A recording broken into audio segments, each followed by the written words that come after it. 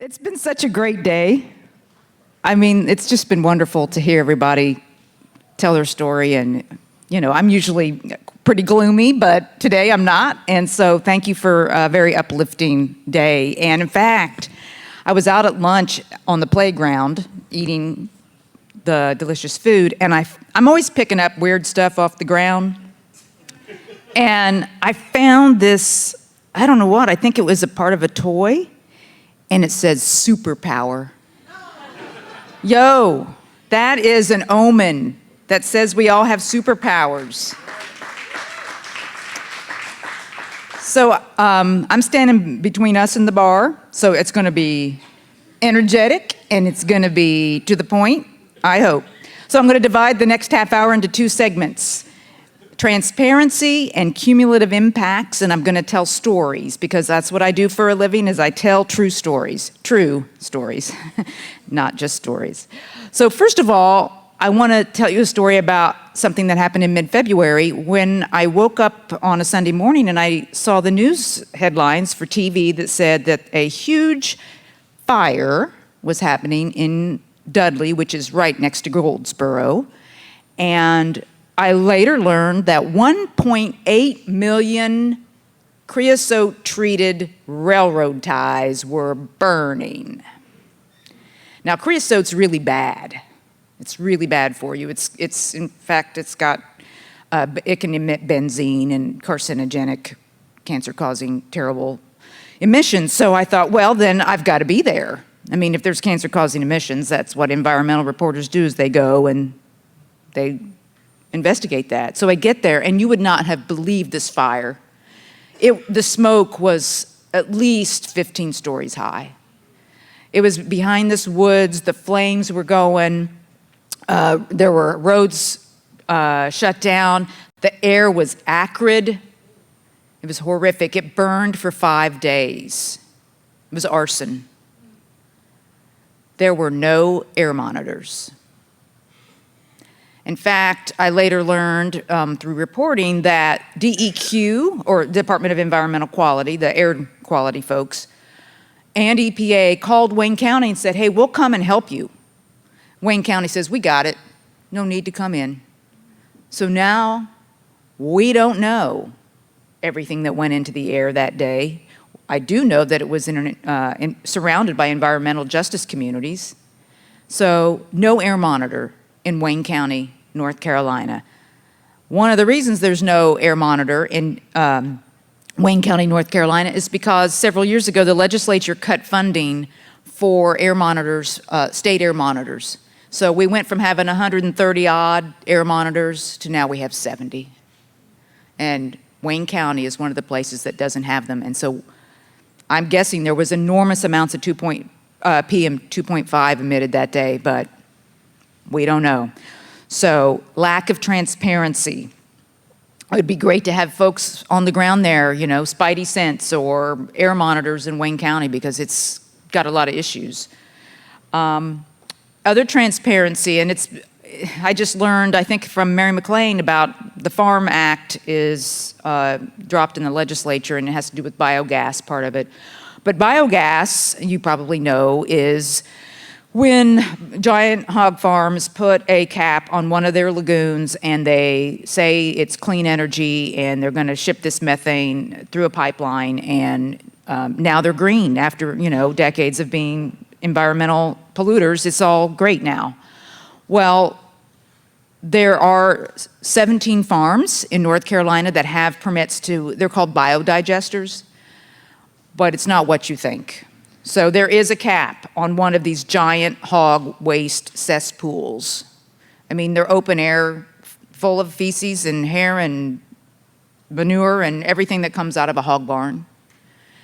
They cover one of them, they trap the methane, but they still have another lagoon that emits this incredible greenhouse gas into the air. They still spray the feces and the manure on the fields, which completely pollutes the air. That's what you're smelling in addition to the lagoons when you drive down I-40. I bet if it's humid there today, it would bowl you over. You should do it sometime just to get an idea.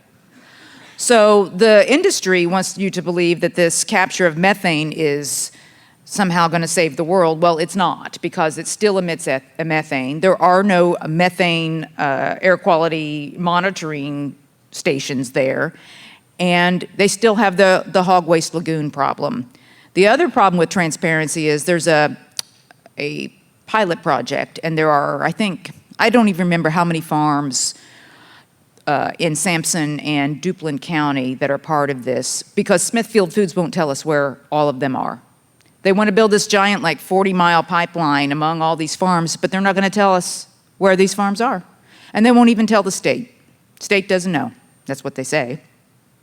Transparency. So what can the neighbors do if you live near a hog farm and you want to know, is there going to be a pipeline go through my neighborhood? I even got the application from the U.S. Army Corps of Engineers, because they have to approve any kind of crossing of wetlands. The U.S. Army Corps of Engineers actually redacted the wetlands data, so you cannot find it. I think I did some kind of maybe sneaky latitude, longitude thing, but even the federal government redacted the information because national security. There is another pilot program that nobody knew about until you read like one of the Utilities Commission's 1 millionth pages, and that's another pilot program of 15 farms in western Robeson County near Maxton. Nobody knows about this. Community didn't know about it. None of the farms have been permitted yet, and those farms have not been named either. That's a cooperative between Cardinal Bioenergy and Smithfield Foods. Again, no transparency. The only way you're going to find out is when the digester permits come up for public comment. Cardinal Bioenergy, very busy. They're very busy. They have 2 farms up in Northampton County, and the only reason residents knew about those is because these 2 farms had to get a special use permit from the county. And I watched the last commissioners meeting and the one before that I attended, and Smithfield and Cardinal were not ready for prime time. They basically had no presentation. They were just like, oh, we put a cap on a lagoon, we're gonna put the gas in the Transco pipeline, and they gave no details, 0. The only thing we knew were the 2 farms because they had to have a special use permit. It turns out that the gas is going to go to Virginia through the Transco pipeline.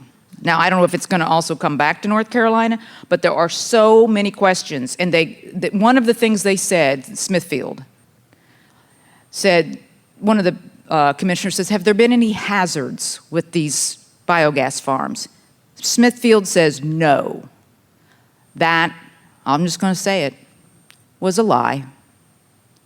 Because in Wayne County, last year, there was a huge breach of a methane cap, and the breach oozed I guess it was 1 million gallons of foam into the waterways in the swamp. And this foam, this farm had not been raising pigs, so what had they been taking was dead pigs from other farms, rotting lunch meat, and they've been putting it in the digester so that it could generate methane and Duke Energy could buy it. So no hazards, though. That's what Smithfield said. I think it was, I better not name the farm in case I'm misremembering, but it was in Wayne County, and it was big news. So yeah, they're hazardous. Yes, they can breach, and it's happened. And they were in non-compliance for a long time. So, my point about the transparency in that is you've got, and I don't mean you personally, but somehow we have got to get our heads around all the places you got to look. And if you're in a community organization or if you're in academia or whatever, that means you probably have to, have one person's on local agenda watch. And when I say local, I just don't mean your county commissioners or your city councils. A lot of these decisions are made by unelected appointees on the planning board, on these arcane board of adjustment, really the most boring meetings you will ever attend until it's your neighborhood that's going to get the landfill, until it's your neighborhood that's going to get the pig farm digester. Happens all the time. I have been to many, and I'll give you some success stories at the end, but if you're not there on the local level, by the time it gets to the state, they're not going to deny the permit. It happens. I think Crystal mentioned one time the water quality permit was denied for the MVP, but I mean, it's literally infinitesimal, the amount of times that happens. So you got to get it at the local level. You got to have somebody that goes to these meetings or reads the agendas and just keeps an eye on things, because that's where things slip in. And then on the state level, the methane, for example, if you go to the DEQ website and you say, I want to see how much methane the Sampson County landfill emits. I did that one day because Sherry White Williamson had said, hey, it's number 2 in the nation. I'm like, well, I got to see this. There's no mention of Sampson County emitting any methane in the DEQ database. So I call them up. I'm like, what's going on here? And they're like, oh, we don't require them to report it. They only have to report it to the EPA. I said, well, how hard is it to hit send twice? They don't require that. So if you don't know that the EPA collects that data and where to find it, and you just look on your state database, you're like, oh, well, landfills are great. They don't have any methane issues. So if there's a data gap, if something doesn't make sense to you, listen to your gut, because there's probably a data gap. There's probably the data is very old, or there could have been a problem with the methodology. A few years ago, I want to say it was in Duplin County, DEQ had a air study that was required as part of a settlement, and they put the air monitors. I think they followed some kind of EPA methodology, but it was basically designed to find nothing. And they found nothing. These monitors couldn't have been farther away from the source if you would have tried. So you also have to think about the quality of the data and where these monitors are being placed, because it's not unusual for industry in particular, and if there's some kind of understaffed agency, to put things where you won't find them. You won't find a problem. But if they would have moved 100 yards down the stream, they'll find it. So I know I said I'd be happy, and I will soon. Really, I promise. Promise. I won't send you to the bar sad. That's really bad. One last thing about that Robeson County pilot program that's buried in the Utilities Commission filings. They're going to ship that gas to a conditioning facility in Laurinburg in Scotland County, and they will either have to drill a pipeline, which will cross the Lumber River, most likely, or they're going to truck it in what Jeff Curry, who's the Lumber River keeper, says, basically rolling methane bombs to Scotland County. Now, that conditioning facility will need an air permit from the state, so stay alert. And I can send links to how to do that. If I'll give you my email after I talk, and I'm glad to share all of this. So, air quality permit, Laurinburg, that's going to have to happen. Now then, sorry, yes. So the other thing is that you can also file public records requests. I file them. I file them every day, almost. At least 3 a week. Sometimes I'm just like, I want to know something. I'll file it. Well, I've run into a problem recently in the town of Jamestown, North Carolina, which is the hometown of former Governor Pat McCrory. I'll leave that there. And so a resident there, there's a huge development that's going in, and Jamestown is full of pollution. They've got mega brownfields. They have a huge 1,4-dioxane problem that's infested the groundwater, and there are houses right across from the facility that's closed, but it's seeping into the groundwater. There's something that the residents call the dioxane forest. And there's a type of bioremediation where they're planting trees, hoping that the trees will then absorb the dioxane and then volatilize it. And so they have the dioxane forest. So anyway, there's this huge development going in by D.R. Horton. They want to build like 4 bazillion homes on this old hunting grounds. And some residents are very upset about this. It's also going to be near a brownfields, but just the apartment side, not the nice house side. So the one citizen filed a public records request with the town of Jamestown for all emails and whatnot between the commissioners about this project. And I think the time frame was like 6 weeks. I mean, that is nothing for a public records request, believe me. The town of Jamestown said, we will charge you $3,200 because it's so much work. So I thought, so this guy tells me this. I'm like, well, I'm going to file same records request. I mean, with a little variation, because I wanted to capture like any kind of Slack or Zoom call chats or anything. They quoted me. Well, they couldn't quote me. They said it would be approximately that much, but because I said one of the tactics of filing a public records request is you say, let's say, from January 1, 2023 to the day this request is filled. And the reason you do that for a public records request is that you want the most recent information when they give it to you. Because if you know, it could be months. It could take months for them to fill it, and if you might get very old information. So that's why you say, till the day this is filled.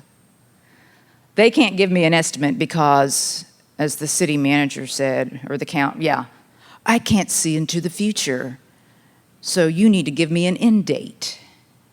So I gave him an end date, and so I could get an itemized request, or I want to know how much they're going to charge me, because they want to charge me for the software to search for emails. Now, y'all have Outlook or whatever. Have you ever had to search for an email? It's pretty easy. I even gave them keywords. I mean, I literally brought them everything on a plate, and they want to charge me $3,200. Now, the Open Government Coalition is getting involved. They've written a brief to them saying you're breaking the law. So now the story that will come out next week is the town of Jamestown breaks the law. Because that is not in the spirit of the Public Records Act. So again, it's just a way to deter people from getting at the information that they rightfully own. You, as residents of North Carolina, as taxpayers of North Carolina, you own those documents. Mr. Jamestown doesn't own those documents any more than I do, but he wants $3,200. So don't pay it. If that ever happens to you, call the Open Government Coalition at Elon University and do not pay until there's they might even go to court. The other thing is, if you're ever denied a public records request, this has happened to me last year. Somebody didn't want to turn over some information. I said, well, can you cite the statute that says this is off limits? No. Well, then I'll be expecting it. And I got it. I mean, sometimes people don't know the law, but sometimes they do, and they're hoping you don't. I hate to sound paranoid, but 29 years of this will make you paranoid. Cumulative impacts. Okay, my God, there's so many. That's why they call it cumulative. Robeson County, my God, not only poultry and CAFOs, but renewable power, the North Carolina Renewable Power, which I just looked up, and from 2016 to 2020, they emitted 5,181 tons of emissions in a predominantly Black and American Indian neighborhood. This is Robeson County. It's just one pollution source after another, all clustered around. Happens in Sampson County with the landfill, with the CAFOs, with the poultry farms, with the pipelines. Chatham County nowadays, they've got mega sites. Mega sites are like 1,000 acres, and they put multiple industries there, which you could argue is better than spreading them out everywhere, except somebody's got to live around those mega sites. Who is going to live around the mega site? And then you have like this concentration of pollutants, because it's mega sites, mega pollutants. Northampton County with their Enviva wood pellet plant, and now the biogas. You have Pitt County, which has World Cat, which builds boats, and they emit styrene, and there's another boat company right down the street across from Head Start. Styrene is nasty, and DEQ did not deny their permit. Like I said, they never do. The other thing that happened in 2015 was that the Environmental Management Commission, which is appointed by the governor and some people, House Speaker and Senate leader, in their infinite wisdom, decided the regulatory burden, it's such a burden, was that if you're a small enough emitter, you're not subject to permitting. You have to register, but you don't really have a permit. Well, my argument was to DEQ at the time, well, what if you have 10 of those in a neighborhood?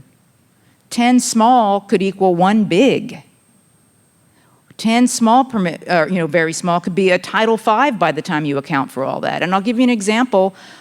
In Durham, where I live, East Durham, it's East Pettigrew Street, and I can't tell you how often I think of that when I'm, driving down 147, which is the Durham Freeway, that destroyed the black neighborhood during urban renewal of the 50s and 60s. But this East Pettigrew Street, on one side is the freeway. The other side, literally, like from me to that wall, is the railroad. There is a concrete plant. There is Brentag chemical plant. And it's all within about a 2-mile stretch. Plus these very small emitters. This community is so overburdened. And they had the Boys and Girls Club there. They just moved it about a year ago. Can you imagine putting your kids out at the Boys and Girls Club out on the playground, and they're breathing freeway, diesel from the railroad, God knows what from the chemical plant, and the dust from the concrete plant? Unbelievable. And then I've been thinking about the trains that derail, I took the train, Amtrak, from Durham to here, and as I was going by, I just thought, this is the same rail lines that freights use to transport who knows what. And we're going through all these neighborhoods. And I asked the Department of Transportation 2 weeks ago, I said, can you give me the hazardous waste routes for the railroads? I'd like to know what routes allow these, vinyl chloride to be shipped. That's national security. Cannot find out. They do not know, or they know, but they will not tell the public. So this is the level of lack of transparency, cumulative impacts that somehow we're up against. And part of the way that we defeat that, and I say we even as the media, I'm stick to the facts, but let's face it, I'm rooting for the underdog. You don't go into the media or investigative reporting anyway and not want to be rooting for the underdog. You just have to be vigilant. I literally check permits and websites every day, and that's my job. So if you don't have that as your job, I can only imagine how difficult that would be. If you've worked a double, the last thing you want to do is sit down and look at the BINS report about the blah-bitty-blah. You just want to get your kids in bed and watch TV and go to bed. So that's why in these communities it's really helpful if you have a retiree. This is where the elders can come in, that they can be on agenda watch. I said I would end with some happy stories, and I do have happy stories. I have 3 that'll be short. One of them involves methyl bromide. Methyl bromide is a neurotoxin.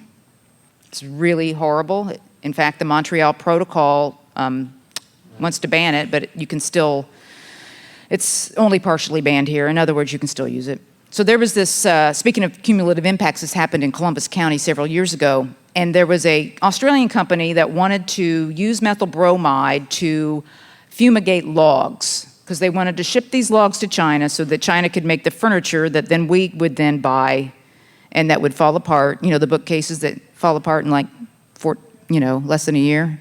That's what this was going to be made to do. So they wanted to use methyl bromide, and then, of course, they would have to emit some of this methyl bromide. It was within a mile of a school.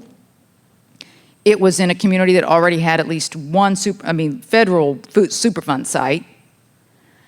And when I asked the company, I said, so how are you going to control if there's a leak?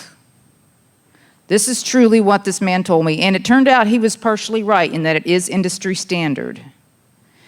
We use duct tape and sandbags because they go in these big shipping containers like on trains or trucks. And so if there's a leak, they just go get the sandbags and then they duct tape stuff. I mean, seriously, is this the Flintstones?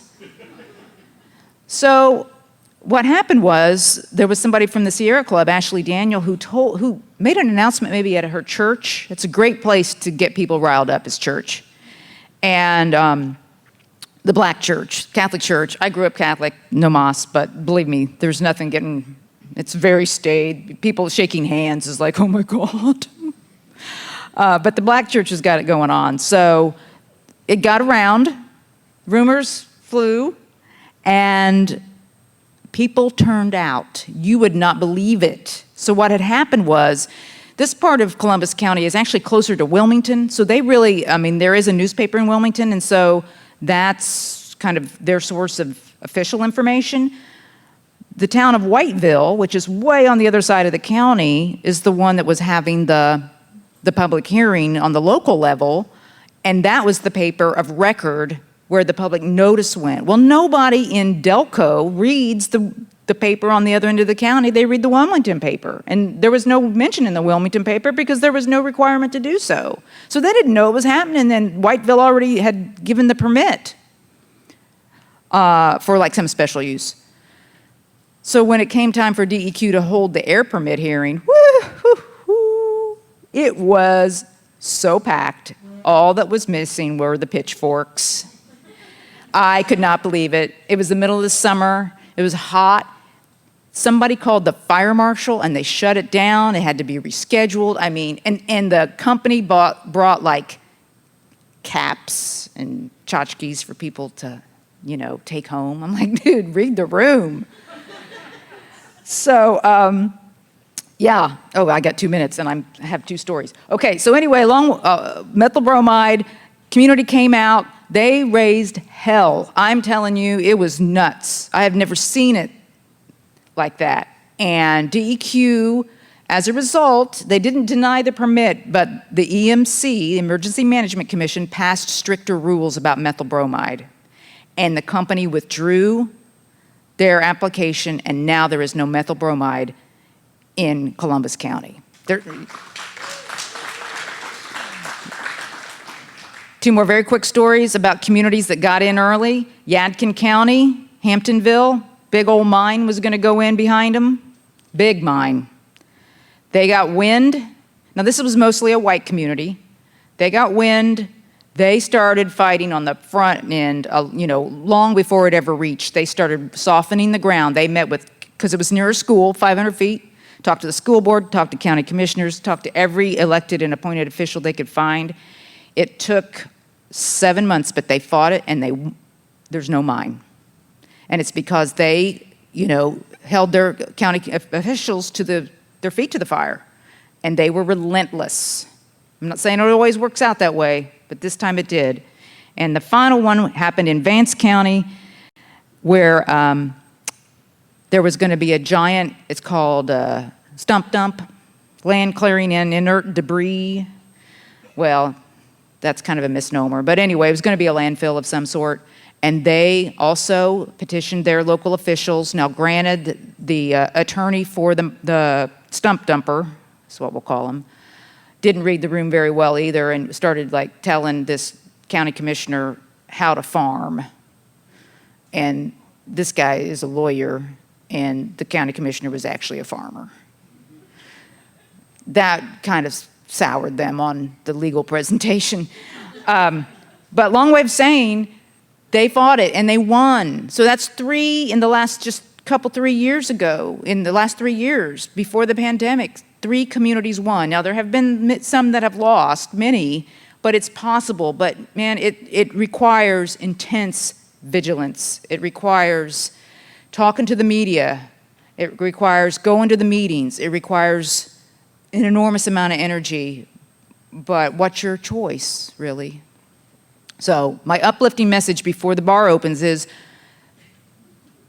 superpower, this great omen I found on the ground. If you don't, just make your voice heard to your local officials, because once it gets to the state, it's so much harder. So thank you very much.